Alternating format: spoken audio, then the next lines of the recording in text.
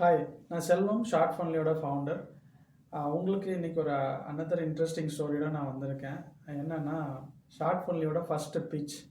நாங்கள் first short ஃபன்லியே ஒரு film மேக்கருக்கு எப்படி புரிய வச்சோம் அப்படின்னா, அந்த கதை ரொம்ப இன்ட்ரெஸ்டிங்கான ஒரு ஸ்டோரி. ஷார்ட் ஃபன்லி வந்து முதல்ல ஷார்ட் ஃபிலிம்ஸு ஃபண்டிங்கு இப்போ படம் எடுக்கிறதுக்கு காசு கொடுப்பீங்களா சார் அப்படின்னு தான் கேட்டாங்க. ஸோ ஷார்ட் ஃபன்லிங்கிறது நிறைய ஜேர்னியை பார்த்துருக்கு. இப்போது 2015லேருந்து 2025 வரைக்கும் 10 வருஷமாக நாங்கள் வந்து மீடியாவில் 10 ப்ராடக்ட் பண்ணி வச்சுருக்கோம். இந்த ஒரு ப்ராடக்ட்டுமே ஷார்ட் ஃபிலிம் மேக்கர்ஸ்க்கு ரொம்பவே யூஸ்ஃபுல்லாக இருக்கும். அவங்க படம் எடுக்கிறதுக்கு முன்னாடியும் படம் எடுத்ததுக்கு அப்புறமும் கூட.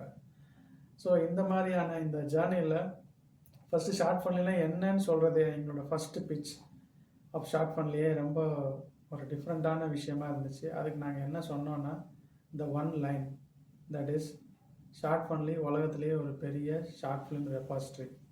உலகத்தின் மிகப்பெரிய ஷார்ட் ஃபிலிம் ரெபாசிட்ரியாக ஷார்ட் ஃபன்லி இருக்கும். இப்போ தான் எங்களோட first pitch. So Shortfundly இன்றைக்கி டேக்லைனாக பார்த்தீங்கன்னா ஓடிடி மார்க்கெட் பிளேஸ்னு நம்ம போட்டிருக்கோம். So we build product and services in and around OTT industry. So ஓடிடியில் உங்களுக்கு என்ன வேணும்? படத்தை எடுத்துட்டீங்க, ரிலீஸ் டிஸ்ட்ரிபியூஷன் பண்ணணுமா, ஃபிலிம் ஃபெஸ்டிவல்ஸ் போகணுமா, எல்லாத்துக்கும் நாங்கள் இருக்கோம். இந்த மாதிரி இன்ட்ரெஸ்டிங் ஸ்டோரிஸ்க்கு மறக்காமல் ஷார்ட் ஃபன்லியை ஃபாலோ பண்ணுங்கள். உங்களுக்கு அடுத்த கதையில் இன்னும் நிறைய ஷேர் பண்ணுறேன். தேங்க்யூ.